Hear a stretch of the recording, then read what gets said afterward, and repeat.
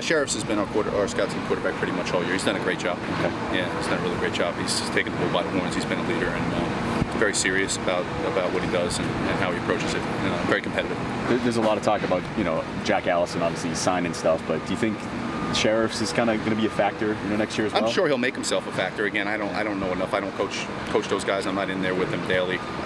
But I just think from a standpoint of being a talented kid and a competitive guy, I think that I'm sure he sees himself that way. Mm-hmm. I guess James. No, you were following up. No, I was just asking if he's mobile at all. He can. He can move around a little bit. Yeah, he can. He can be elusive, and like I said, he did a great job all year. He really did. So.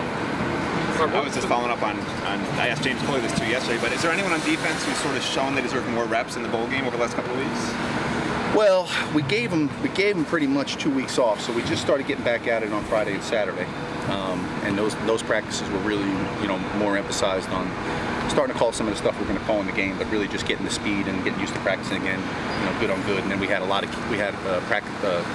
periods at the end of practice where we gave all the redshirted kids an opportunity to scrimmage and do all that kind of stuff. So, that was that, and then here we are this week. We're starting game week, so it'll be dictated by how we finish the week and into next week. I mean, the good news is we've got 2 weeks. We're gonna get a lot of reps. We get a lot of practice. We're giving a lot of guys opportunity to compete for starting jobs and playing time. So, like any other week, somebody will start as a 1 in the beginning of the week, but whoever practices the best gets an opportunity to get the most reps in the game, and then whoever's playing the best generally finishes the game. So, it's fair. It's a fair process, and our kids work and they understand it. Based on what he's done this year, you would think that maybe was Willis a standout in that redshirt scrimmage? Or yeah, well, he'd been a standout on the scouts for those guys all year. Again, it's something that I don't usually watch, but obviously they talked about him all year, and we knew he was a talented guy coming in here. He was a guy that we looked at coming out of high school, so we knew his ability and had a chance to work with him in training camp and all that kind of stuff. So he's a real good player. Did he flash in that scrimmage?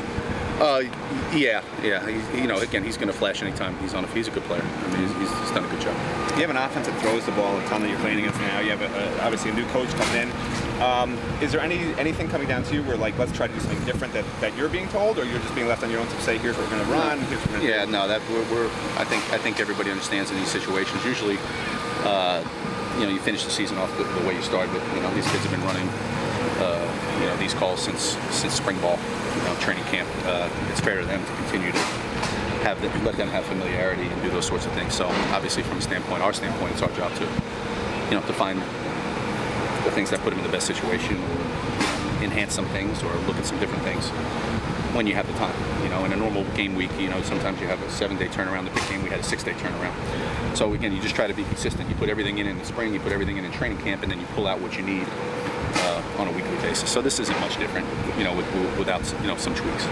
Mark, Chad Thomas said that he's part of the reason he's playing and trying so hard in this game is for himself, but also you guys. So the coaches who have stuck with them, they're very gratified that you stayed with them so much with all that's going on. Can you talk about that a little bit? Yeah, I think it's great. I mean, I certainly appreciate the players, in that respect, and the other coaches.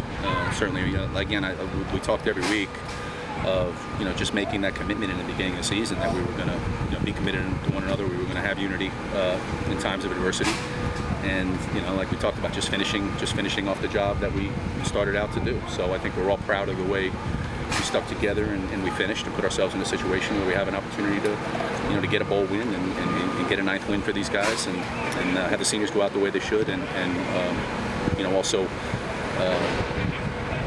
having the guys next year having momentum going into next year. All right, last question, guys.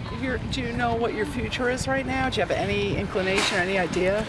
Right now, I'm going to go upstairs and watch the Wednesday practice, and then get ready for the Thursday practice. That's really it. Right now, my job is right now to worry about the players and everybody else in the building, which is to go to El Paso and try to go get a win against a really good opponent. So that's really all we can focus on, and again, that's our job to stay consistent with that. And I think we have a coaching staff that's committed to doing that. Great. Okay. Thanks, guys. Thanks a lot. You got it.